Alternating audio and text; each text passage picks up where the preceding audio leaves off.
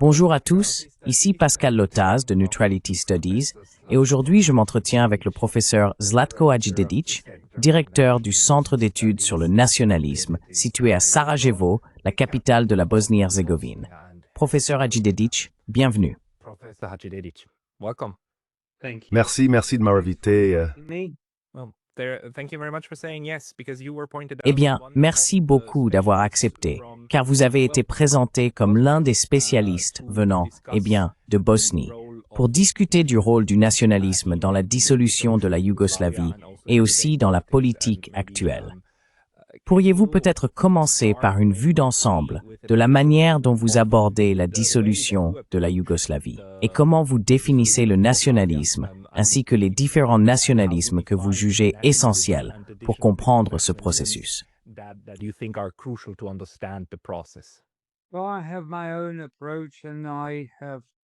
Eh bien, j'ai ma propre approche que j'ai exposée dans mon livre Nations et capitales, le chaînon manquant de l'expansion mondiale, publié chez Routledge en 2022.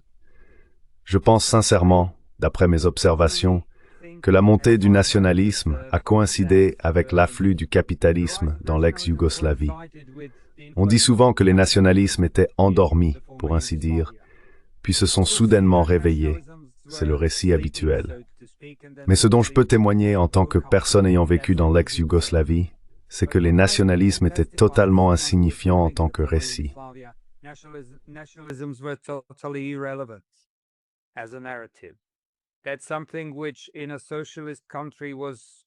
C'était quelque chose de totalement hors de propos dans un pays socialiste, car il s'agissait surtout d'appartenir au peuple travailleur, dire aux autres que vous faisiez partie de la classe ouvrière ou du Parti communiste et des choses de ce genre.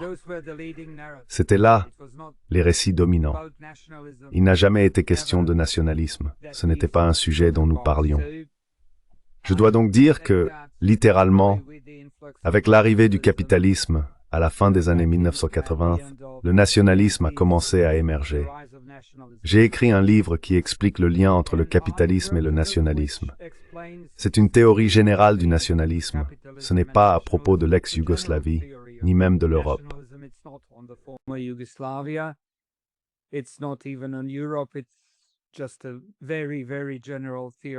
C'est simplement une théorie très générale du nationalisme, qui affirme que le capitalisme avait besoin du nationalisme pour survivre.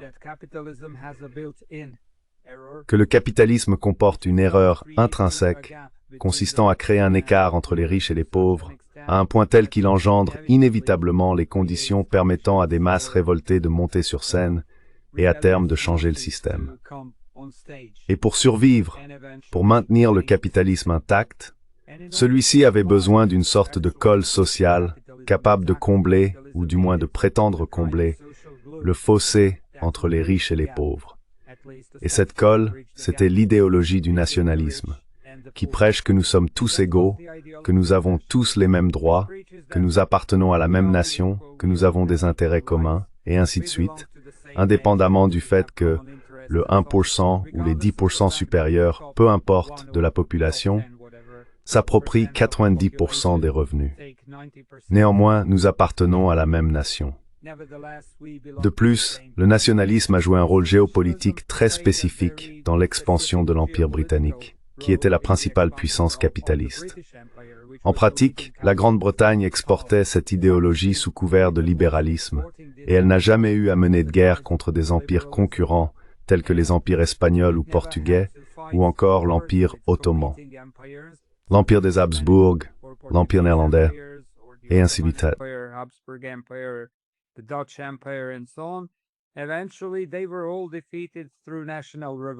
Finalement, ils furent tous vaincus par des révolutions nationales menées par les soi-disant libéraux. Ils ne se considéraient pas comme des nationalistes. Si l'on regarde Mazzini, Simón Bolívar ou Kemal Pacha Atatürk, ils se déclaraient tous ouvertement libéraux. Ils n'ont jamais prétendu être nationalistes. Ils prônaient une idéologie libérale contre l'absolutisme, pour l'égalité, et ainsi de suite. Mais au fond, ils organisaient en réalité des révolutions nationales qui ont introduit l'idéologie du nationalisme et ont fini par transformer leur propre pays en État-nation. Un phénomène similaire s'est produit avec l'ancien bloc socialiste ou communiste.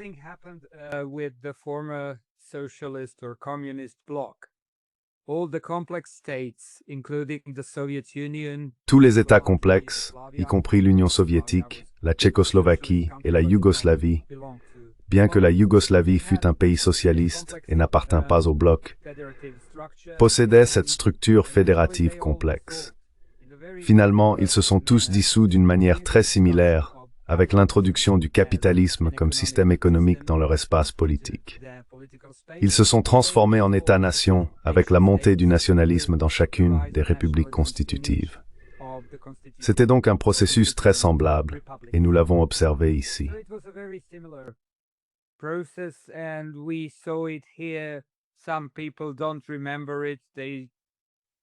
Certaines personnes ne s'en souviennent pas. Elles ont repris le récit des nationalismes endormis, et ainsi de suite. Mais j'avais, pour ainsi dire, davantage de connaissances théoriques, ce qui m'a permis d'essayer d'analyser les choses sous un autre angle.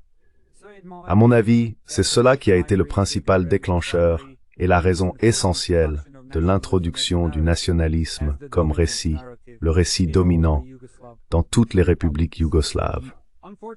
Malheureusement, la Bosnie-Herzégovine, enfin, heureusement pour certains, pour les nationalistes grands serbes ou grands croates, mais pour les Bosniaques, malheureusement, la Bosnie n'a pas été officiellement constituée en État-nation.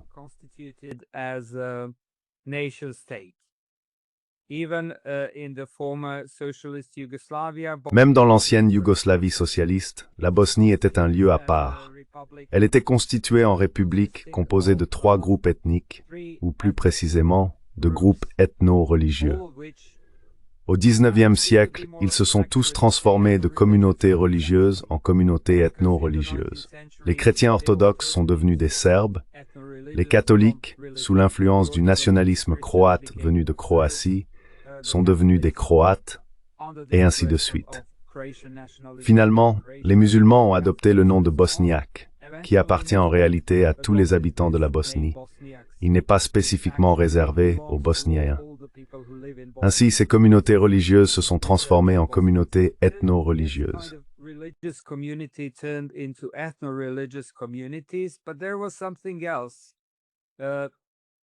Mais il y avait autre chose. Je dirais une erreur, mais certaines personnes ne corrigent toujours pas cette erreur. Elles continuent de les appeler des nationalités ou des nations, ce qui leur donnait en réalité le droit de revendiquer la souveraineté et de tenter de faire sécession de la Bosnie. Ainsi, la Bosnie est entrée dans le processus de dissolution de la Yougoslavie avec ces 3 groupes, dont 2 revendiquaient la sécession et visaient à devenir une partie de la Grande Serbie ou de la Grande Croatie. L'un d'eux affirmait défendre une Bosnie intégrale, mais en réalité, la direction envisageait également la possibilité de créer son propre petit État privé, qui appartiendrait exclusivement aux musulmans.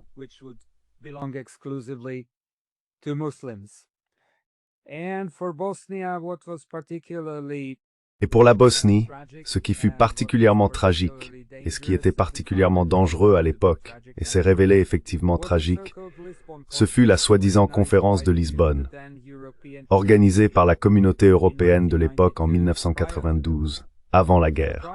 Ainsi, avant le conflit, la communauté européenne a tenu cette conférence, officiellement présidée par le diplomate portugais José Coutilheiro, mais en réalité dirigée par Lord Carrington, qui présidait également la conférence sur l'ex-Yougoslavie. Ils ont introduit l'idée que ces 3 communautés ethno-religieuses, qui avaient vécu mêlées pendant des siècles, devaient être séparées.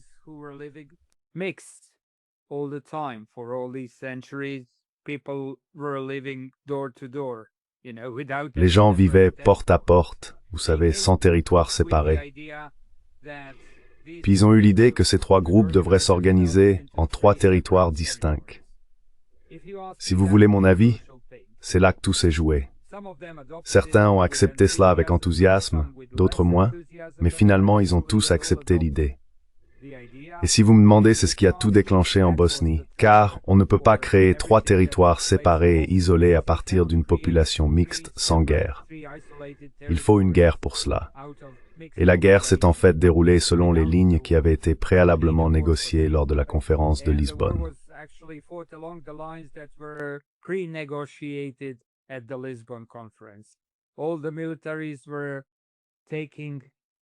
Toutes les armées prenaient possession de territoires qui avaient déjà été attribués à leurs soi-disant groupes ethno-religieux lors de la conférence de Lisbonne. Ainsi, la communauté européenne était, dans une large mesure, responsable de tout ce qui s'est passé. Bien sûr, ces idées provenaient de la diplomatie britannique. Je tiens à le souligner. Mais la communauté européenne, à l'époque et encore aujourd'hui, n'a jamais abandonné l'idée que la partition ethnique de la Bosnie constituait en quelque sorte la meilleure solution. Pour les Bosniaques, ce n'a jamais été la meilleure solution.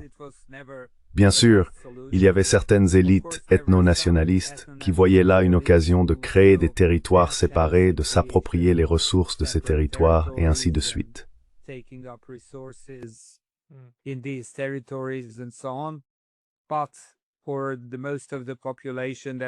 Mais pour la majorité de la population, ce n'était certainement pas la meilleure solution. C'était de loin la pire, car elle poussait les gens à compter qui étaient dominants en termes de nombre dans telle ou telle partie du territoire. Et à la longue, cela engendre des tensions. On se retrouve avec 3 récits autour de 3 petits États distincts qu'il faudrait créer. Et finalement, une guerre éclate, séparant ces 3 groupes, avec le soutien actif de la Serbie et de la Croatie voisine et l'agression de leurs armées en Bosnie-Herzégovine.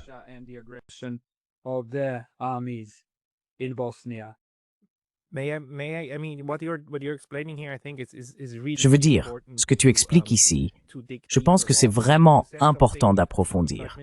Mais tu as dit quelque chose il y a 5 minutes qui m'a beaucoup intrigué. Tu as dit que ces nationalités, la manière dont les gens se perçoivent comme appartenant à telle ou telle catégorie, n'était pas la façon dont les gens se conceptualisaient eux-mêmes au XIXe siècle ou avant. Parce que pour moi, ça a toujours été clair. Les Serbes sont des chrétiens orthodoxes. Les Croates sont des catholiques. Et les Nabetswarnfru Mesoamutman. And the Bosniaks are the Muslim population, and that they, in different periods, Et que, à différentes époques, vous savez, différentes personnes ont exercé le pouvoir sur cela, sur le cadre dans lequel elles vivaient.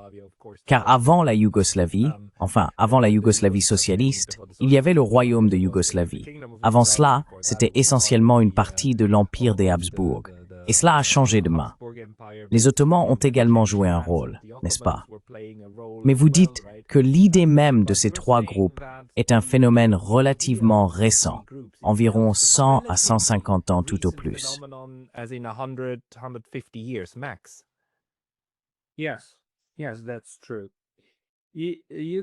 Oui, c'est vrai. Vous pouvez le vérifier en jetant simplement un œil au programme de la Grande Serbie, le soi-disant Nacertanije d'Ilija Garašanin. Il y fait référence à tous les Bosniaques, comme des Bosniaques de foi orthodoxe, de foi latine et de foi mahométane. Et il cherche à déterminer quel groupe serait le plus facile à convertir à la nation serbe, à une identité nationale serbe. Il dit, eh bien, ce ne sera pas difficile avec nos frères chrétiens orthodoxes. Nous enverrons simplement des prêtres de Serbie pour leur dire qu'ils sont serbes, ils l'adopteront.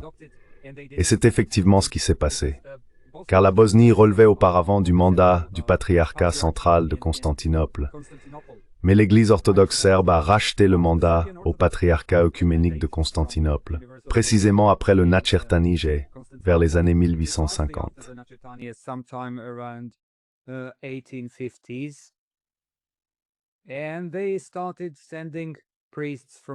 Et ils ont commencé à envoyer des prêtres de Serbie qui prêchaient précisément cela, qu'ils étaient tous des Serbes. À partir de ce moment-là, pour eux, chrétiens orthodoxes et serbes sont devenus synonymes. Il en fut de même pour les catholiques. Les nationalistes croates, déjà en plein essor au XIXe siècle, ont pratiquement fait la même chose avec leurs prêtres, et ainsi de suite. Ainsi, Les musulmans sont restés identifiés uniquement par leur nom religieux jusqu'en 1993, lorsqu'il y eut une sorte de, disons, conseil de dirigeants musulmans. Ce n'était pas quelque chose de grande portée. C'était en réalité une réunion à moitié secrète, au cours de laquelle ils décidèrent de changer le nom de musulman en bosniaque. Mais en réalité, le nom bosniaque appartient à tous les bosniaques. C'est simplement un archaïsme du 19e siècle.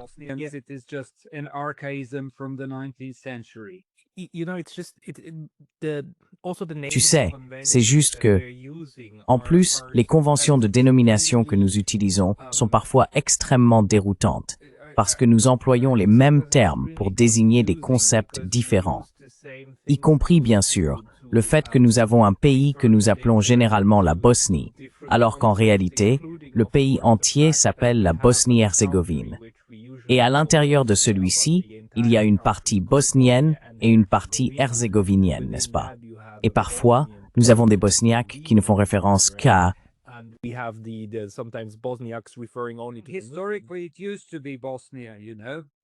Historiquement, c'était simplement la Bosnie, vous savez. L'Herzégovine n'a été ajoutée qu'au Congrès de Berlin en 1868. Je dirais que cela s'est fait sous l'influence des nationalistes serbes, car leur idée était que l'identité des Bosniaques devait être divisée en deux afin de faciliter la conquête, du moins selon le récit venant de Serbie. Ainsi, sous leur influence, le Congrès de Berlin a introduit cette Herzégovine, bien que, d'un point de vue historique, l'Herzégovine n'ait été qu'une région de la Bosnie, rien de plus. Avant cela, elle était toujours considérée comme une région de la Bosnie, comme la Krajina, la Posavina ou autre.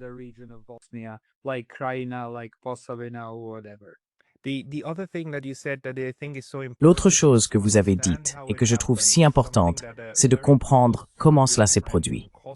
Un ami serbe très proche, originaire du Kosovo, m'a fait remarquer, et vous y avez également fait allusion, que ces différentes ethnies, nationalités et religions vivaient les unes à côté des autres, non seulement dans des territoires distincts, mais littéralement maison après maison.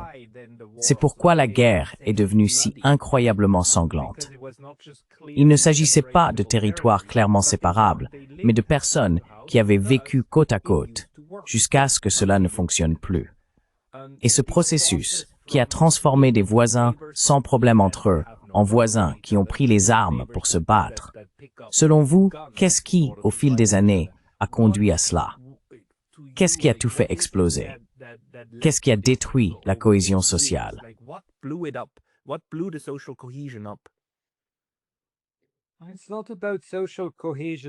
Ce n'est pas une question de cohésion sociale, vous savez. Enfin, à la fin, ça s'est avéré être une question de cohésion sociale. Mais au départ, il s'agissait d'une agression militaire claire de la part de la Serbie. C'était la même chose en Bosnie qu'au Kosovo.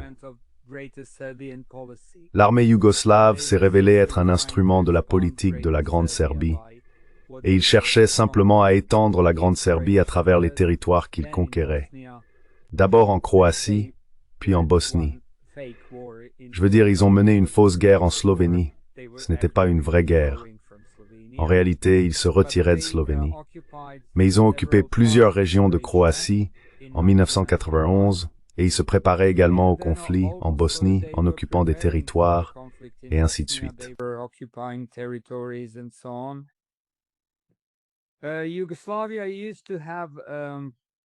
La Yougoslavie avait autrefois un système similaire à celui des États-Unis sur le plan militaire. Chaque république possédait sa propre garde nationale, tout comme aux États-Unis, où les États ont leur propre garde nationale. Chaque république disposait de sa propre défense territoriale, précisément afin de résister à une agression possible ou potentielle de l'armée centrale. Ce qui s'est passé en Bosnie, c'est que l'armée yougoslave a en réalité confisqué toutes les armes de la défense territoriale, un an avant la guerre, les désarmant ainsi. Ceux qui étaient censés défendre la Bosnie contre l'armée yougoslave se sont retrouvés sans armes, et il a été facile pour l'armée yougoslave d'occuper les territoires attribués à l'entité serbe lors de la conférence de Lisbonne.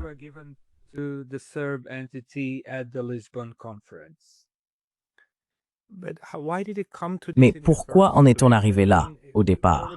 Je veux dire, laissons-moi poser la question autrement. Pourquoi la Yougoslavie sous Tito fonctionnait-elle, puis plus du tout, disons 8 ans après sa mort?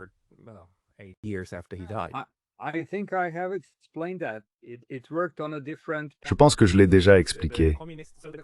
Cela fonctionnait selon un schéma différent, le schéma communiste, ou plutôt socialiste. Le nationalisme n'était pas pertinent, n'est-ce pas? Ce n'était pas un moyen de promotion sociale. Il faut examiner toutes ces choses de manière très pragmatique, pour ainsi dire.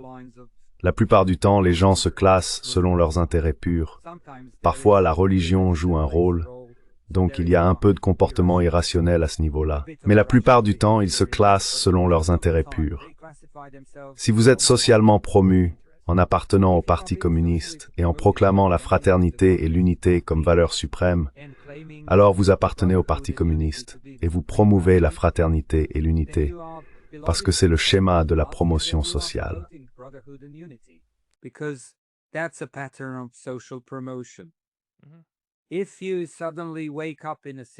Si vous vous réveillez soudainement dans un système qui dit non, à partir de maintenant, les partis ethno-religieux seront les dominants, et la voie de la promotion sociale consiste à appartenir à l'un de ces trois partis, alors tout à coup, la majorité de la population se classe selon ces lignes.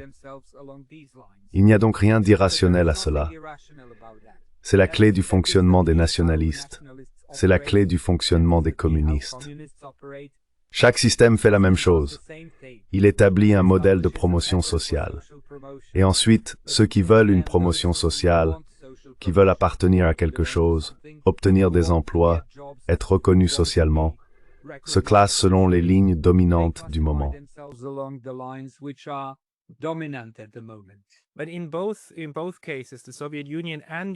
Mais dans les deux cas, l'Union soviétique et la Yougoslavie, nous avons vu comment les nationalistes sont en quelque sorte issus des structures communistes, n'est-ce pas? Boris Eltsine était un communiste, et le dirigeant des Croates, Tudjman aussi. Tudjman était un dirigeant yougoslave communiste. Alors comment le changement s'opère-t-il au sein d'une société qui passe d'un système de promotion à un système de promotion nationaliste?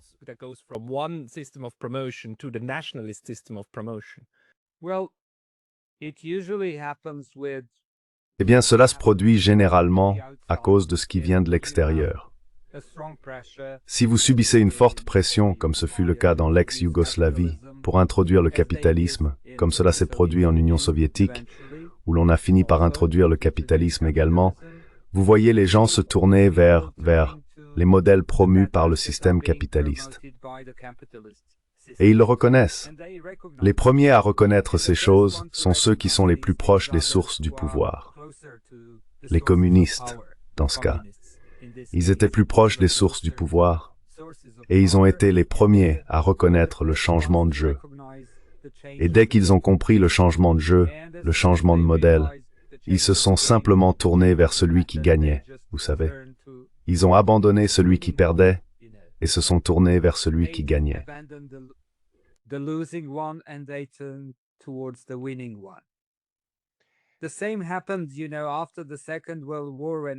La même chose s'est produite, vous savez, après la Seconde Guerre mondiale et la prise de pouvoir des communistes. Tant de personnes qui n'étaient pas communistes sont soudainement devenues communistes, car c'était la voie de la promotion sociale. On perçoit le changement et on s'y adapte. Avant la guerre, avant la Seconde Guerre mondiale, il n'y avait qu'environ 3000 communistes en Yougoslavie. À la fin du processus, disons dans les années 1980, ils étaient plus d'1 million. On pourrait dire que c'était l'influence de la pression ou de l'idéologie, mais non, c'était l'influence de ce modèle de promotion sociale. Si vous vouliez être reconnu dans la société, obtenir un emploi, un poste de direction, ou même devenir politicien, alors vous deveniez communiste.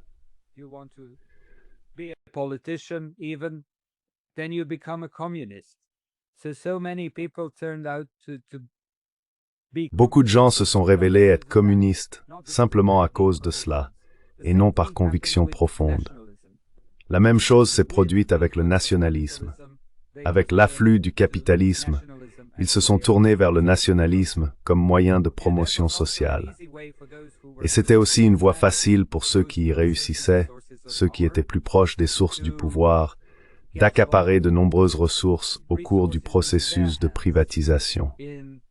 Cela s'est produit en Union soviétique, en Yougoslavie, en Tchécoslovaquie, dans tous les anciens pays communistes. Cela s'est passé ainsi. Ceux qui étaient les plus proches des sources du pouvoir, les communistes, sont devenus les principaux capitalistes, ou bien leurs fils ou leurs proches sont devenus propriétaires des usines et de l'industrie auparavant étatisées.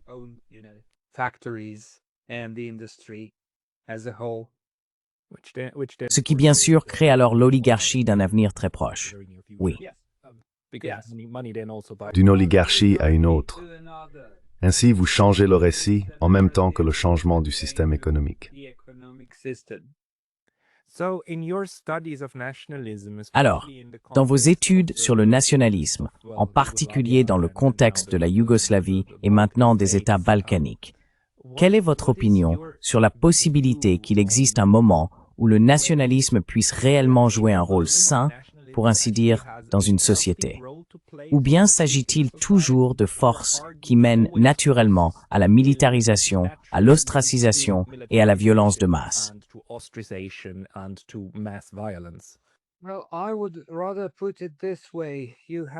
Eh bien, je le formulerai ainsi. Vous n'avez pas d'autre option. Le monde capitaliste est un monde d'État-nation. La seule façon de survivre est d'être un État-nation. Pas euro-suisse, n'est-ce pas? Essayez d'imaginer la Suisse classée sur le modèle de la Bosnie-Herzégovine, avec chaque groupe se considérant comme une nation. Oui. Et revendique le droit de faire partie de l'Allemagne, de la France ou de l'Italie. Oui, tu pourrais le faire très facilement. La Suisse et la Bosnie sont très similaires dans leur structure. Oui, mais vous appelez cela ethnique, vous savez, identitaire. Et vous avez une identité nationale suisse. Dans notre pays, en Bosnie, l'identité nationale bosnienne est tout simplement interdite. C'est quelque chose qui ne peut pas obtenir de statut officiel. Par qui ou quelle force l'en empêche? Par ces forces venues de Serbie et de Croatie, qui s'intéressent à prendre des parties de la Bosnie-Herzégovine. Une partie pour la Croatie, une partie pour la Serbie. De plus, ceux qui veulent leur petit État musulman ont aussi cet intérêt. Ainsi, en pratique, seuls ceux qui ne se considèrent pas comme membres de l'un de ces trois groupes diraient « Nous sommes bosniaques ». Mais même lorsqu'ils le disent, ou je devrais dire moi, puisque j'appartiens à ce groupe, quand je dis que je suis bosniaque, je n'ai aucun statut officiel. I have no official status. I'm not recognized in the Constitution.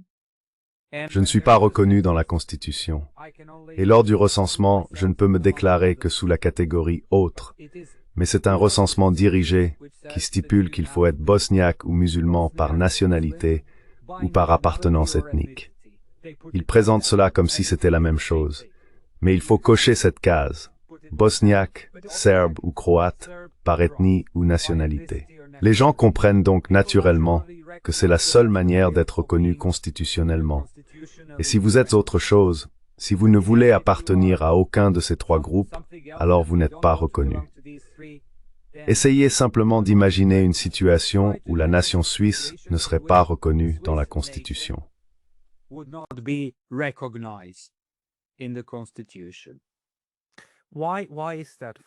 Pourquoi cela, pour la Bosnie? Nous avons eu beaucoup d'influence pour la maintenir unie, n'est-ce pas? Mais ensuite, on ne crée pas le récit intellectuel sous-jacent permettant aux gens de se comprendre comme faisant partie d'une même entité politique.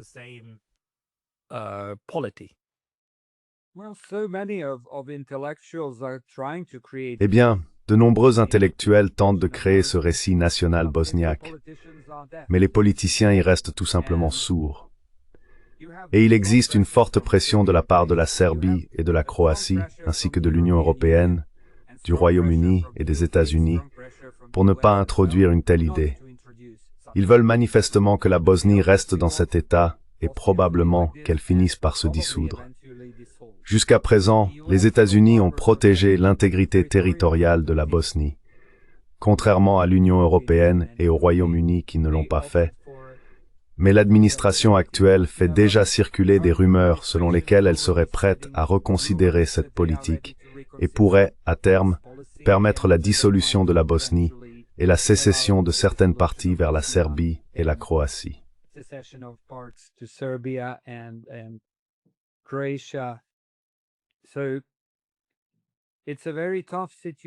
C'est donc une situation très difficile lorsque vous avez des pays voisins, des communautés locales, des élites locales, des oligarchies locales, je dirais, qui trouvent leur intérêt dans la dissolution du pays.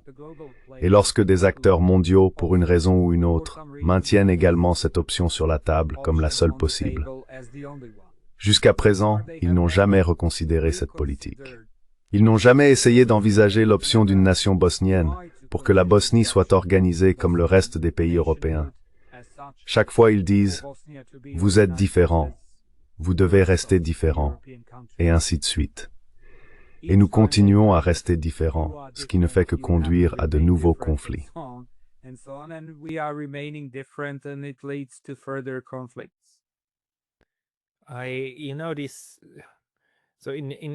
Je vois cela comme un poison très sombre. L'idée que les ethnies doivent être différentes les unes des autres.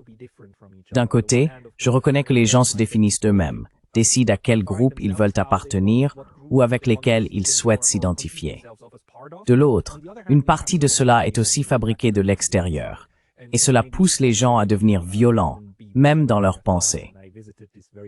J'ai rendu visite à un ami très proche, en Herzégovine, un Croate qui s'identifie comme tel, et dans la maison voisine, il y avait une fête de mariage. À ce mariage, les gens chantaient une chanson appelant à la mort des Serbes. C'était profondément choquant de réaliser que c'est ce qui était chanté. Alors, quelle serait votre recommandation pour extraire ce poison d'une société lorsque ces groupes sont déjà si habitués à l'idée que l'autre doit être l'ennemi?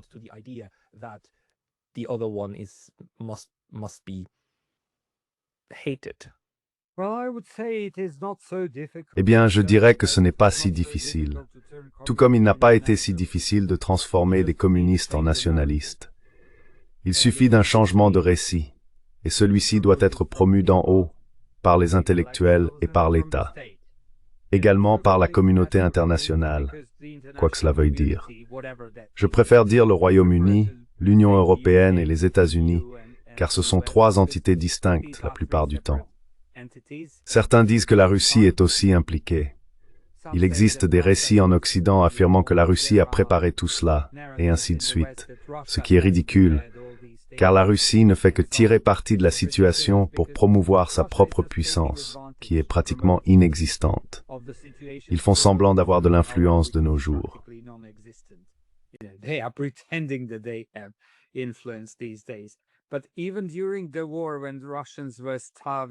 Mais même pendant la guerre, lorsque les Russes mouraient de faim sous Eltsine, nous avions la propagande britannique qui disait « Eh bien, vous savez, nous ne pouvons pas intervenir parce que les Russes soutiennent les Serbes, et nous ne pouvons pas mettre les Russes en colère. » Et les Russes étaient totalement impuissants.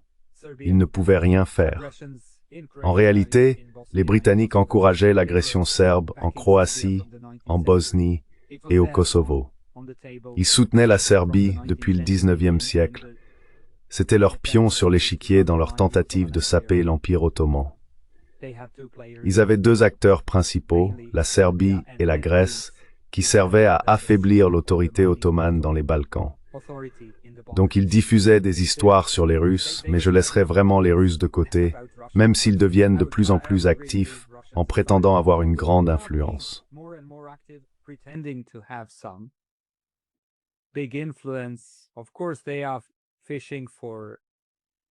Bien sûr, ils pêchent, non pas pour l'amour ou quoi que ce soit de ce genre, mais pour de l'influence, en prétendant en avoir plus qu'ils n'en ont réellement. C'est ce qu'ils font de nos jours.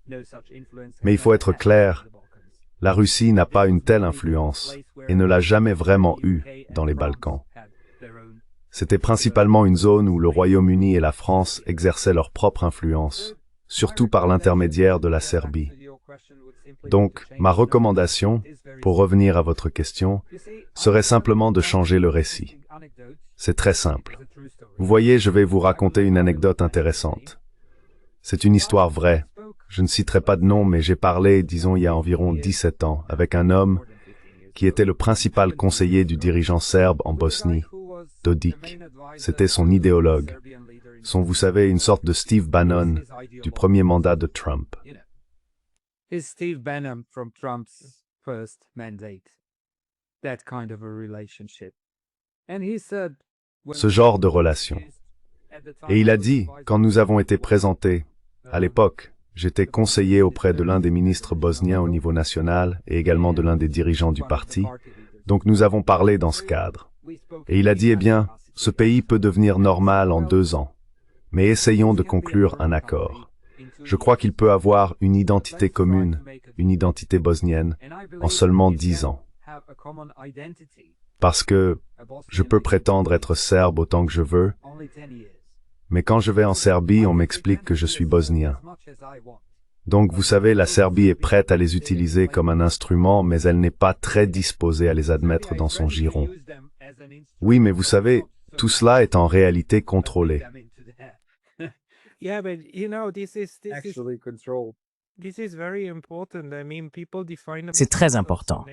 Je veux dire, les gens se définissent souvent de manière négative.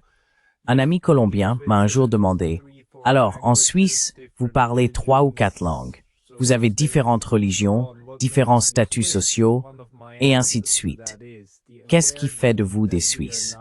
Et l'une de mes réponses à cela, c'est la conscience que nous ne sommes ni les Allemands, ni les Français, ni les Italiens. Nous sommes donc tout à fait disposés à rester unis et à nous reconnaître mutuellement comme Suisses, en sachant que cela nous lie réellement, tout simplement. Et nous parlons même la même langue, vous savez, ce qui est contesté. Je veux dire, même le nom de la langue est contesté. Bien sûr, tout le monde s'en empare pour soi-même. C'est d'ailleurs assez drôle.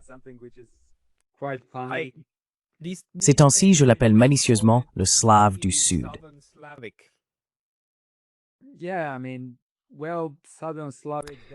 Oui, je veux dire, eh bien, Slavon du Sud implique les Slovènes et les Macédoniens. Ils parlent des langues différentes. Nous pouvons nous comprendre, mais ce sont des langues différentes. Mais, vous savez, en Croatie, en Serbie, en Bosnie et au Monténégro, les gens parlent tous la même langue. Nous nous comprenons parfaitement. Les différences sont comparables à celles entre l'allemand suisse et l'allemand d'Allemagne.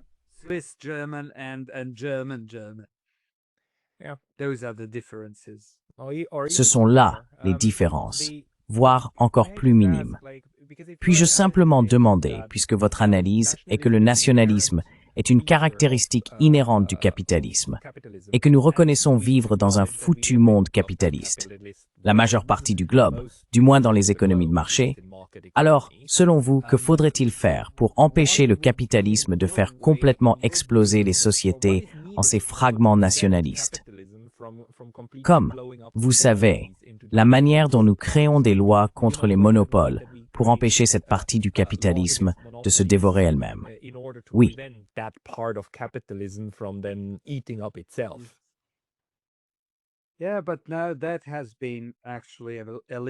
Oui, mais cela a en réalité été éliminé, et nous entrons dans la phase de l'hypercapitalisme. J'ai bien peur que le contre-processus soit déjà en cours, et nous ne pouvons plus faire grand-chose à ce stade. Vous savez, des personnes comme Donald Trump, Viktor Orban, Erdogan, et ainsi de suite. Ce ne sont pas des accidents. Cela fait partie d'une tendance générale, celle de l'hypercapitalisme, qui introduit quelque chose que j'ai qualifié non pas de populisme, comme d'autres le font, mais de nationalisme autoritaire, car les principes démocratiques sont éliminés pour laisser place à des principes autoritaires. C'est exactement ce qui se passe dans la plupart des États, non seulement en Europe ou aux États-Unis, mais dans le monde entier. Not only in Europe or the US, it is happening around the world. And I strongly believe, I'm afraid, Et je crois fermement, je le crains, que nous allons connaître les 30 prochaines années d'hypercapitalisme combiné à un nationalisme autoritaire. et nous verrons un nationalisme bien plus fort que celui que nous avons connu auparavant, quelque chose qui rappellera les années 1930 en Europe. Je ne l'appellerai pas fascisme, car ce fascisme-là ne prenait pas l'hypercapitalisme comme référence. Ce sera probablement quelque chose de bien pire, avec beaucoup moins de solidarité sociale que le fascisme n'en avait autrefois. La priorité sera de promouvoir les véritables oligarques, le 1% le plus riche, voire le 0,1%, et de transformer les États en propriété privée.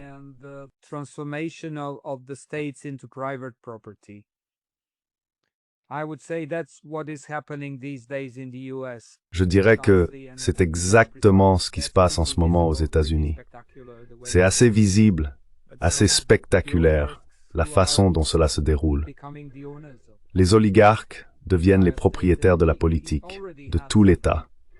Et nous avons déjà quelque chose que la plupart des Américains ne voulaient pas reconnaître, mais qu'ils commencent maintenant à réaliser. Les pouvoirs judiciaires et législatifs ont déjà été éliminés. Il ne reste plus que le pouvoir exécutif, concentré le commun, et l'État n'existe plus vraiment tel qu'il était autrefois, selon la Constitution.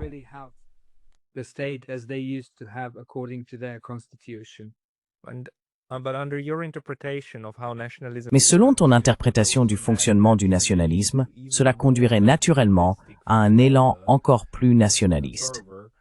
Et cela ne signifierait-il pas que cela correspond à ce que Marx avait prédit? C'est le noyau de ce qui va faire exploser le système lui-même, car ce qui est arrivé à la Yougoslavie pourrait alors se produire dans d'autres sociétés en Europe et même en Amérique du Nord.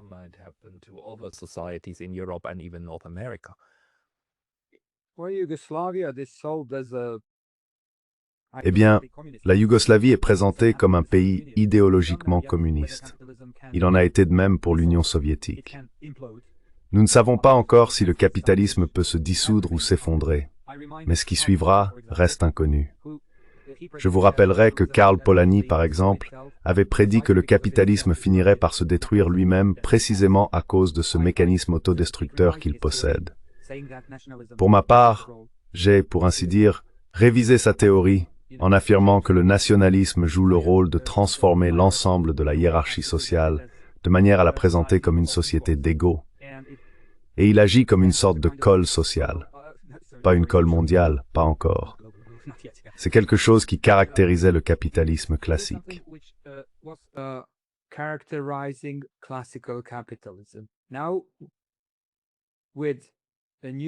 Aujourd'hui, avec cette nouvelle forme de capitalisme, appelez-la hypercapitalisme, ou comme vous voulez, nous avons quelque chose que je préférerais appeler nationalisme autoritaire. Cela signifie plus de nationalisme, et cela veut dire que le nationalisme permettra encore au capitalisme de survivre.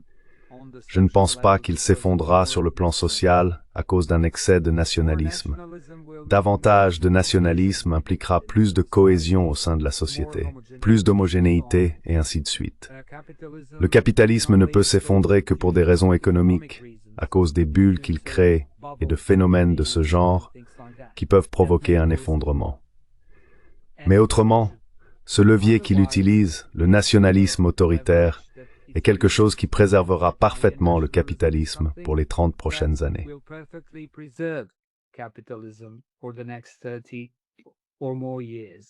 Cela me fait réaliser que nous parlons en réalité de deux phénomènes.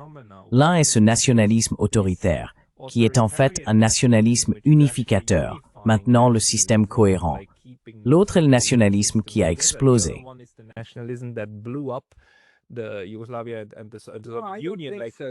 La Yougoslavie et l'Union soviétique, je ne pense pas. Chacune d'elles maintenait ensemble certaines formes projetées. Vous savez, en Bosnie, c'était destructeur, car cela visait en réalité à maintenir la Grande Serbie unie. Même, nous n'avions pas du tout de nationalisme bosniaque. Je viens de l'expliquer. C'est pourquoi la Bosnie se désagrège, à cause de la présence de nationalisme censé créer des entités de Grande Serbie et de Grande Croatie, déjà envisagées au historique.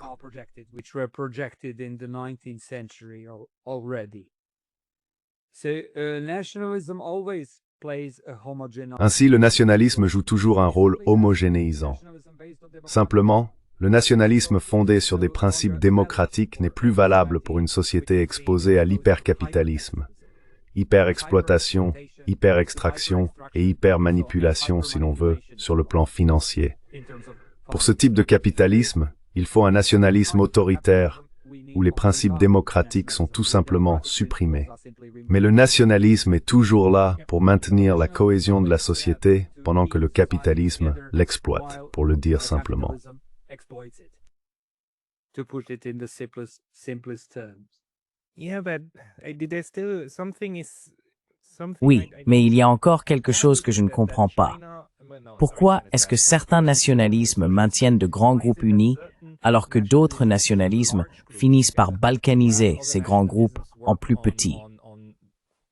Balkanizing the larger groups into smaller groups. Well, it all depends on the narratives which are being Tout dépend des récits qui sont adoptés. Cela dépend de qui soutient qui sur le plan géopolitique. Qui veut des États plus petits, qui veut des États plus grands, et ainsi de suite. Finalement, on assiste à l'interaction entre les grandes puissances, qui la plupart du temps poussent en réalité les petits États à se fragmenter davantage, tout en se préservant elles-mêmes comme des entités de plus en plus grandes.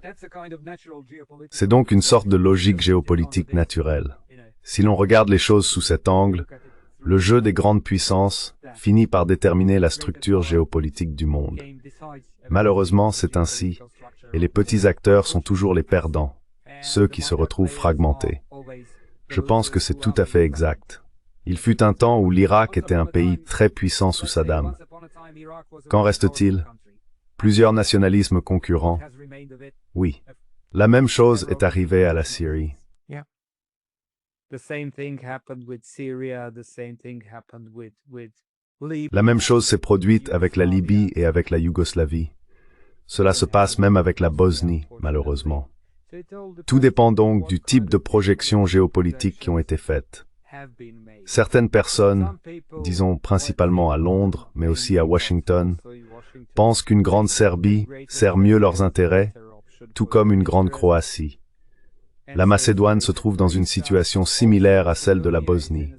Ils considèrent que la Bulgarie et l'Albanie devraient s'emparer de certaines parties de la Macédoine pour la faire tout simplement disparaître. J'ai récemment parlé de cela avec quelques diplomates macédoniens et ils en sont parfaitement conscients.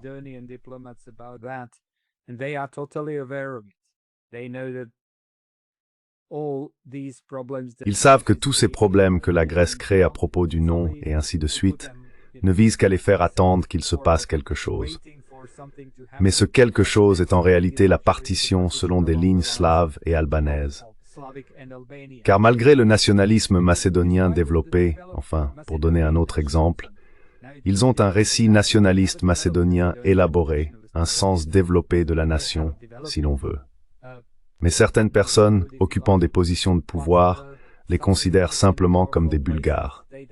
Elles ne veulent pas les voir comme des Macédoniens et pensent qu'il vaut mieux avoir une grande Bulgarie et une grande Albanie. Et voilà.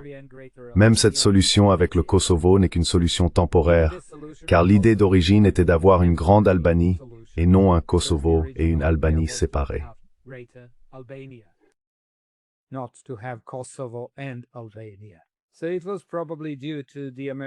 C'était donc probablement dû au dilemme américain de l'époque, à savoir si cela serait une bonne idée. Les Britanniques, pour leur part, pensaient principalement que la Grande Albanie, tout comme la Grande Serbie, serait la bonne solution, et ainsi de suite. Ils n'ont donc pas vraiment réussi à trouver un consensus sur cette question. Par conséquent, le Kosovo a été transformé en État-nation, et ils ont immédiatement accepté de se définir comme Kosovars. Ils ont eu l'intelligence d'accepter cette dénomination. Aucun problème. Mais les Bosniaques sont manifestement moins intelligents. Et encore aujourd'hui, nous avons toujours du mal à promouvoir l'idée la plus simple, que nous sommes tous des Bosniaques, et que nous avons simplement 3 groupes ethno-religieux en notre sein.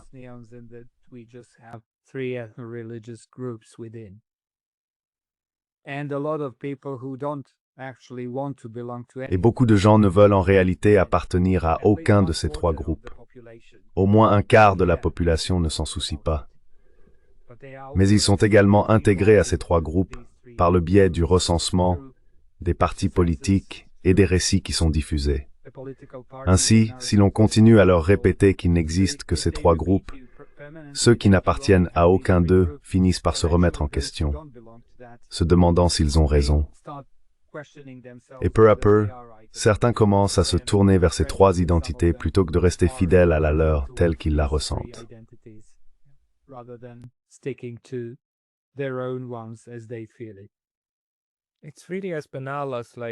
C'est vraiment aussi banal qu'une case à cocher sur un questionnaire. Si la quatrième case n'existe pas, alors la quatrième identité est effacée, ou bien l'identité unificatrice. Professeur Hadji-Dedic, pour les personnes qui souhaiteraient lire davantage de vos travaux, où devraient-elles se rendre? Y a-t-il un endroit où vous publiez régulièrement vos écrits?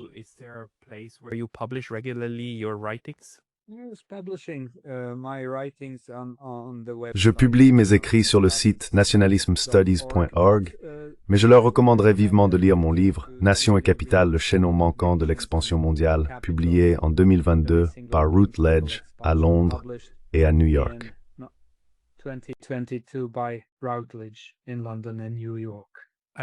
Je mettrai le lien vers ce livre, ainsi que vers nationalismstudies.org, dans la description de cette vidéo ci-dessous. Tout le monde, procurez-vous un exemplaire du livre. Professeur Hadji-Dedic, merci beaucoup pour votre temps aujourd'hui. Merci beaucoup de m'avoir invité.